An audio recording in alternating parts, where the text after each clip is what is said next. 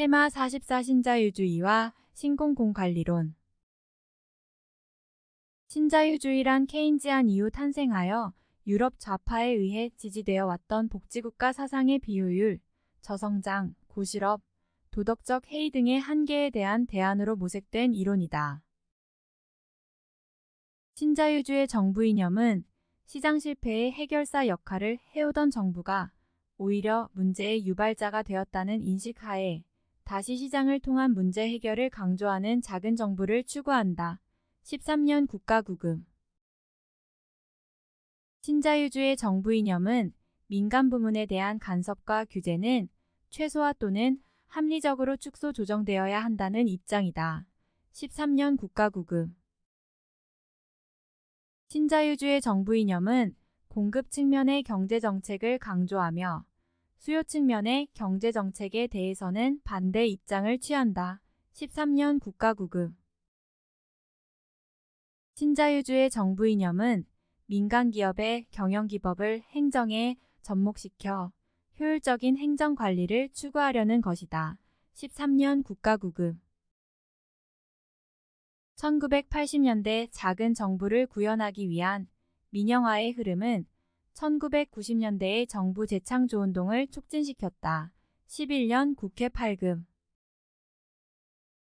기존의 공공관리론은 계획 예산 등으로 대표되는 1960년대 합리주의 사고와 맥을 같이하며 사회문제 해결에 필요한 인간의 합리성에 대한 확신의 근거에 집권화된 관료제의 합리적 계획을 강조하였다. 기존의 공공관리론이 민간기업의 의사결정기법을 학습해 정부의 의사결정 능력을 향상시키는 데 초점을 맞추었다면 신공공관리론은 민간기업의 관리기법을 정부에 도입해 성과를 향상시키는 데 주된 관심을 두었다. 신공공관리론은 공공선택이론의 주장과 같이 정부의 역할을 대폭 시장에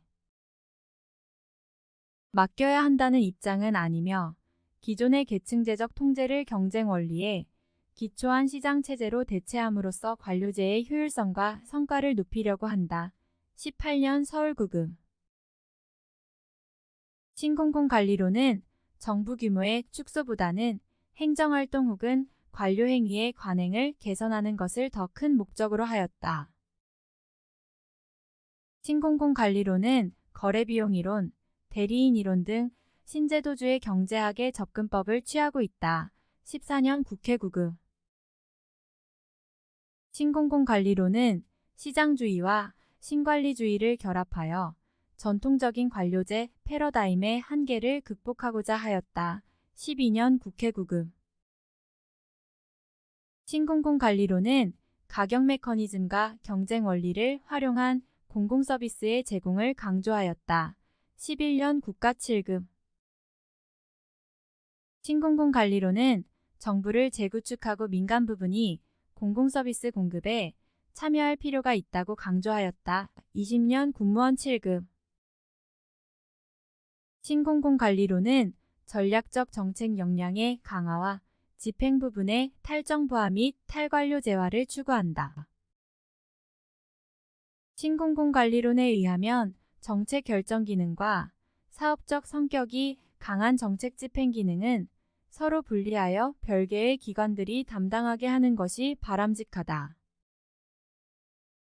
신공공관리론은 정부의 조정 역할과 정책 능력은 강화시키고 집행적 성격의 기능은 전문적인 책임 운영 기관으로 이관시키고자 하였다.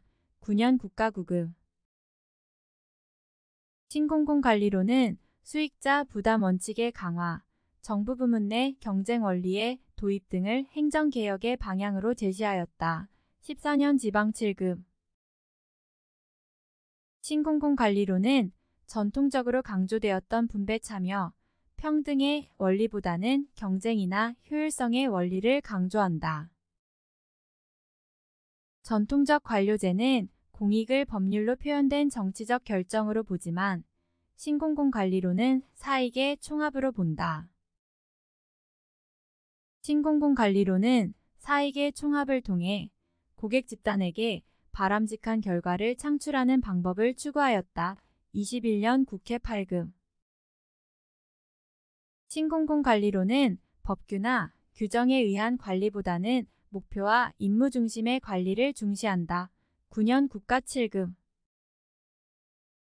신공공관리로는 개선된 보고, 감독 및 책임성 확보체계 발전과 더불어 관리 통제권을 합으로 위임하고자 한다.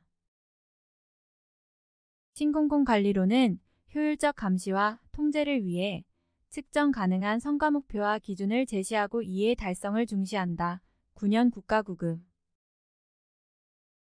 신공공관리로는 업무의 성과를 제고하기 위해 산출과 결과를 기준으로 자원을 배분하고자 한다. 12년 국회 9급. 신공공관리로는 사후적 대책의 수립보다는 사전적 문제의 예방에 주력하는 경향이 있다. 9년 국가 7급. 신공공관리로는 시민을 하나의 자율적인 고객으로 이해하고 공공서비스에 대한 시민의 만족도를 높이는 구체적인 방안으로 서비스 현장을 제시한다. 11년 국무원 9급. 신공공관리로는 예산지출 위주의 정부 운영 방식에서 탈피하여 수입의 확보를 강조한다. 9년 국가 7급. 신공공관리로는 비화폐적 유인보다는 화폐적 유인을 강조한다. 신공공관리로는 경력직 공무원보다는 개방형 임용을 통한 외부 전문가의 등용을 강조한다. 신공공관리로는 조직 간 관계보다는 조직 내 관계를 주로 다루고 있다. 13년 국회 8급. 신공공관리로는 정부의 정체성을 무시하고 정부와 기업을 동일시함으로써 기업의 경영 원리와 기법을 그대로 정부에 이식하려 한다는 비판을 받는다. 13년 국회 8급. 신공공관리론이 강조하는 민간 위탁은 공공부문의 책임성과 민주성의 확보를 저해할 수 있다. 10년 지방 7급. 신공공관리론이 선호하는 기업 가적 재량권의 부여는 공적 책임성의 문제와 충돌을 야기할 수 있다. 신공공관리론의 고객 중심 논리는 국민을 관료가 행정 서비스를 향상시킬 것을 기대하는 수동적 존재로 전락시킬 우려가 있다. 신공공관리론은 공적 영역에 대한 주인으로서 시민의 권리와 의무를 간과할 우려가 있다. 신공공관리론이 강조하는 성과평가에 대한 지나친 집착은 공무원의 창조적 사고를 억제할 수 있다. 신공공관리론은 유인기제가 지나치게 단순하다는 비판을 받는다. 개인주의 사고에 기반을 둔 신공공관리론은 집단주의 양식이 강한 사회에서는 문화적 갈등을 야기할 가능성이 높다.